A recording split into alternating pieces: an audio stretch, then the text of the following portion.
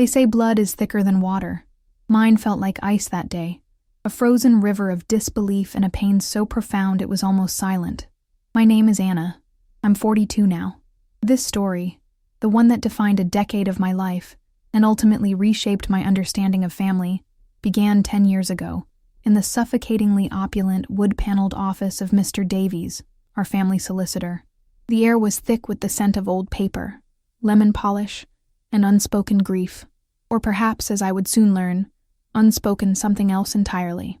My father had passed a week prior after a long, grueling illness. I had been his primary caregiver for the last 3 years, a silent, dutiful daughter, tending to his every need, while my younger brother, Leo, made fleeting, charming appearances, always managing to look suitably concerned without ever actually lifting a finger. My mother, Eleanor, fluttered around, wringing her hands, more concerned with the appearances of mourning than the substance of loss. We sat in stiff leather-backed chairs, me, numb and hollowed out, Leo, looking somber in an expensive, ill-fitting dark suit that still managed to look rakish on him, and Eleanor, dabbing at her dry eyes with a lace-trimmed handkerchief. Mr. Davies, a man whose face seemed permanently set in lines of grave pronouncement, cleared his throat. The rustle of the thick vellum paper as he unfolded my father's last will and testament was the loudest sound in the room. "To my beloved wife, Eleanor," he began, his voice a monotone drone, "I leave the marital home and a stipend sufficient for her comfortable maintenance for the remainder of her life." Eleanor nodded, a small, dignified incline of her head. So far, so expected. Mr. Davies continued, "To my son, Leo, I bequeath the entirety of my business holdings, my investment portfolio, all liquid assets, and the residue of my estate." I felt the blood drain from my face. The entirety? The residue? That meant everything else.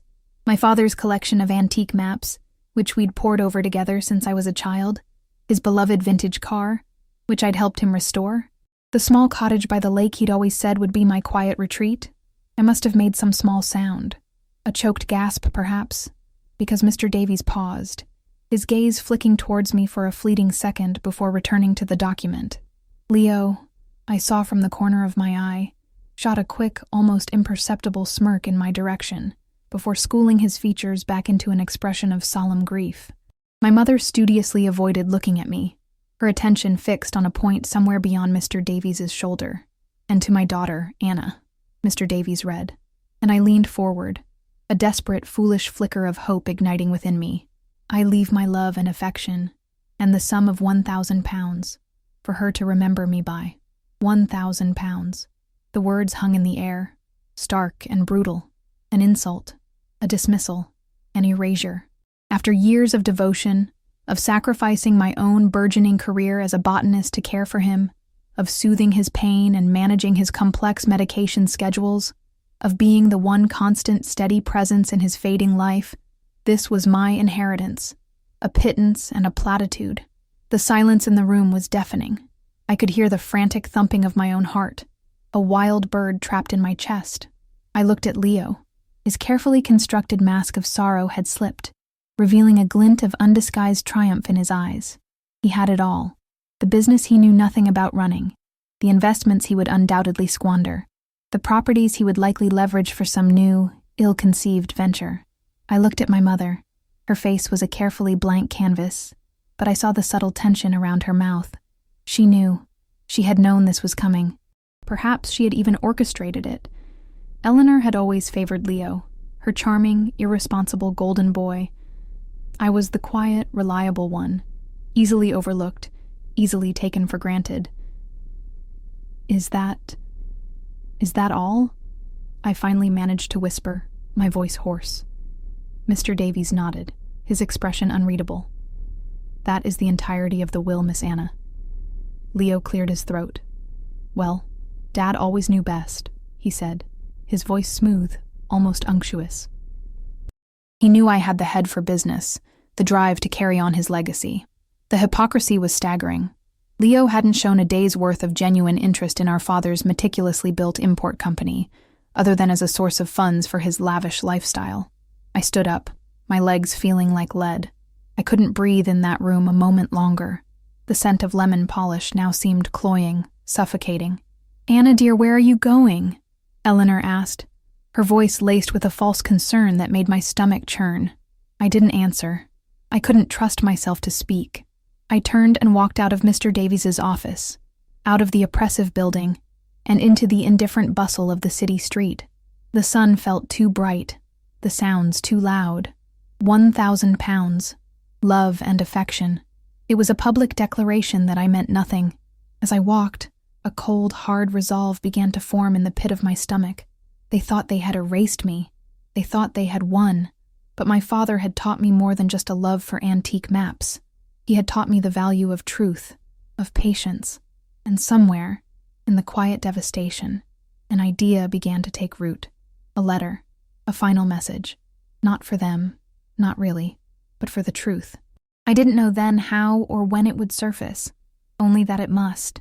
That evening, alone in my small apartment, the one I'd struggled to maintain while caring for my father, the feeling of utter desolation was a physical weight, but beneath it, a tiny, stubborn seed of purpose was already beginning to sprout.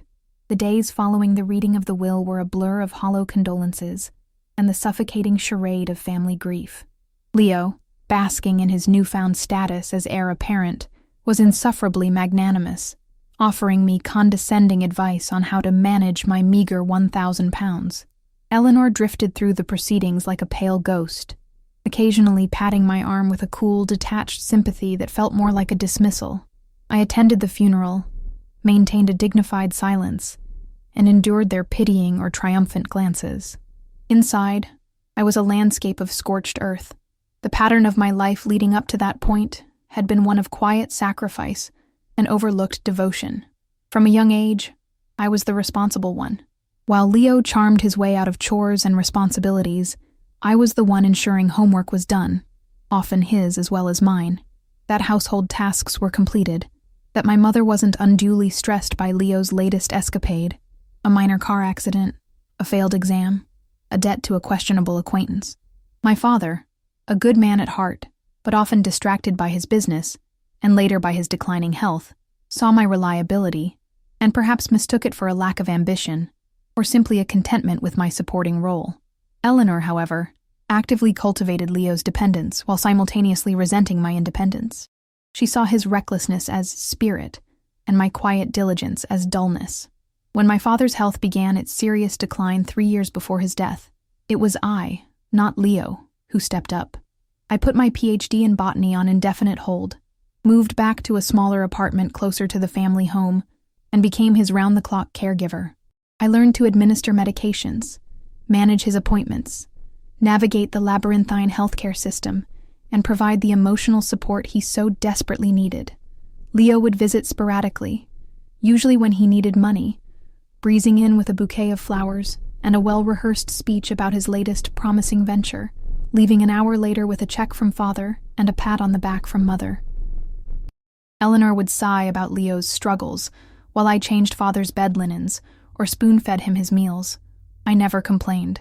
I loved my father, and I did what needed to be done. I naively believed my devotion was seen, valued. The will was a brutal awakening. 2 weeks after the funeral, I cashed the £1,000 check. I used it to buy a one-way train ticket to a small coastal town several hundred miles away, a place where no one knew my name or my story.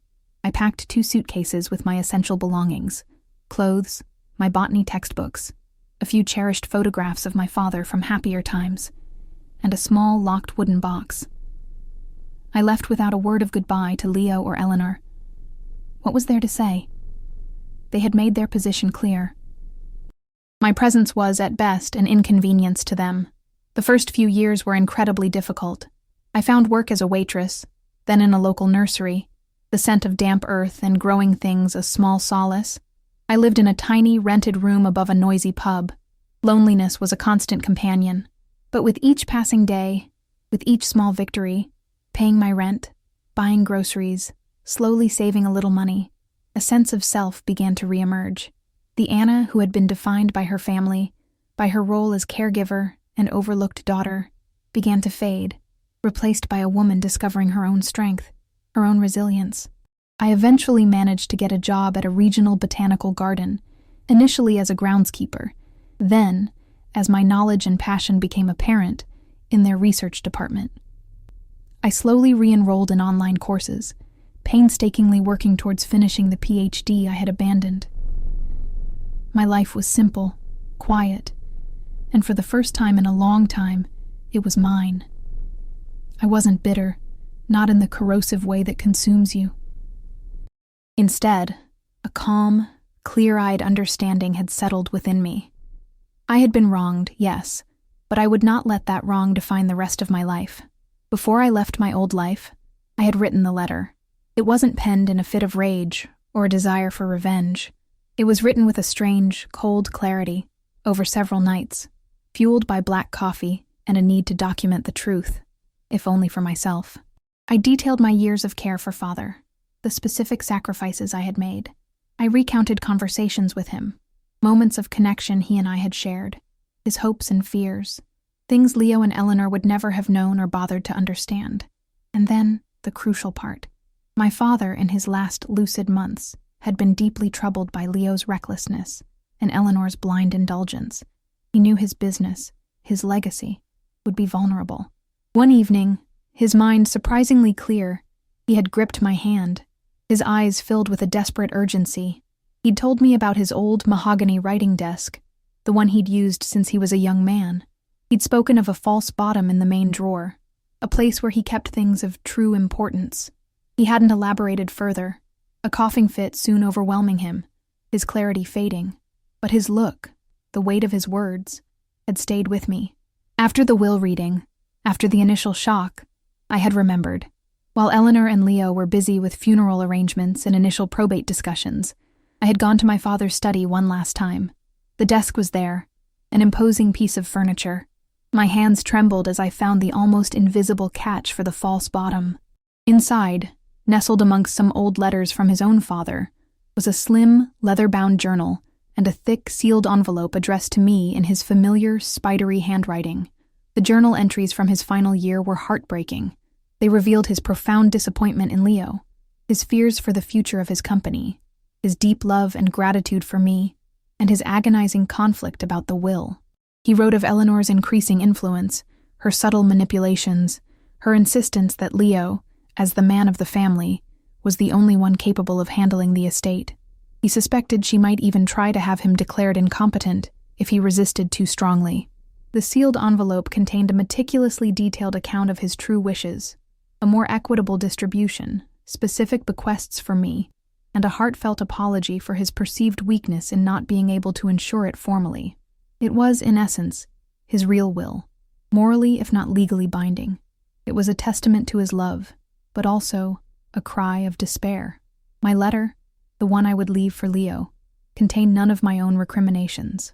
Instead, it consisted of carefully chosen, photocopied excerpts from our father's journal, highlighting his true feelings about Leo's character and his deep appreciation for me. It also included a photocopy of the first page of his letter to me, the one stating his actual, heartfelt wishes. I ended my covering note with a simple sentence. This was the father you never knew, and the sister you chose to forget. His truth was always there, if you had cared to look. I placed my letter, along with the photocopies, inside another envelope, addressed simply to Leo. I then sealed this envelope and slipped it back into the secret compartment of the mahogany desk, alongside the original journal and my father's unopened letter to me. I knew, with a certainty that settled deep in my bones, that Leo, in his arrogance and greed, would eventually ransack that desk, looking for forgotten valuables or old documents. He would find it. It might take years, but he would find it. And then, I walked away, leaving the truth behind like a dormant seed, waiting for the right conditions to finally, irrevocably, bloom. I left the original journal and Dad's letter to me in that compartment too. They belonged with his desk, with his memory. The photocopies were enough for my purpose. The real victory wasn't in possessing those documents. It was in knowing their truth, and in setting that truth on its inevitable course. 10 years. A full decade had passed since I'd walked away from the suffocating confines of my former life. 10 years of quiet rebuilding, of cultivating a new existence rooted in the rich soil of self-reliance and the gentle rhythms of the natural world. I had finally completed my PhD, I was now a respected botanist, curating a collection of rare orchids at the coastal botanical garden, my days filled with the scent of damp earth, exotic blooms, and the quiet satisfaction of meaningful work. I had a small cottage of my own, nestled by the sea, filled with books and plants. I had found peace, a peace I had once thought impossible. Leo and Eleanor were shadows from a distant past, figures in a life that felt like it belonged to someone else. I hadn't sought news of them, and none had found its way to me. The silence had been absolute.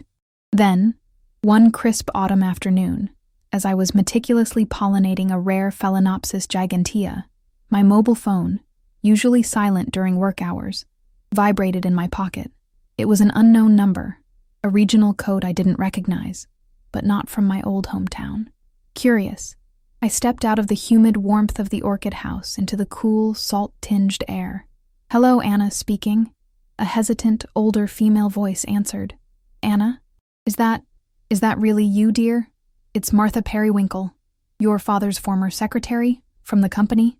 Mrs. Periwinkle, a kind, matronly woman who had always treated me with warmth and respect, a quiet ally in the often strained atmosphere of my father's office when Leo was around. "Mrs. Periwinkle, yes, it's me. How did you find me?" I was astonished. "Oh, my dear, it took some doing.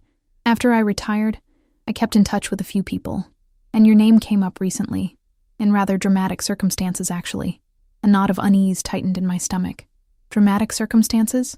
"Yes, dear. It's about Leo, and your mother." She paused, then plunged ahead. "He found something, Anna. Something in your father's old desk. A letter. From you, I believe. And, well, things have rather unraveled since then." My heart gave a sudden, sharp lurch. The letter, after 10 years, it had finally surfaced. Mrs. Periwinkle, it turned out, had remained a distant friend of my mother, one of the few who hadn't been entirely alienated by Eleanor's increasing self-absorption. She recounted the story, pieced together from a hysterical, rambling phone call from Eleanor a few days prior. Leo's Midas touch, it seemed, had long since tarnished. My father's once thriving import business had dwindled under Leo's mismanagement and reckless spending. He'd sold off most of the company assets to fund a series of disastrous ventures, a nightclub that folded in 6 months, a luxury car rental service that ended in lawsuits, an investment in a guaranteed-to-succeed tech startup that vanished overnight along with its founders. The investment portfolio was long gone. He had remortgaged the family home to its absolute limit. He was, in short, broke and desperate. A few weeks ago, according to Eleanor's tearful account to Mrs. Periwinkle, bailiffs had come knocking. Leo, in a frantic search for any overlooked assets, any forgotten bonds or deeds, had started tearing the house apart.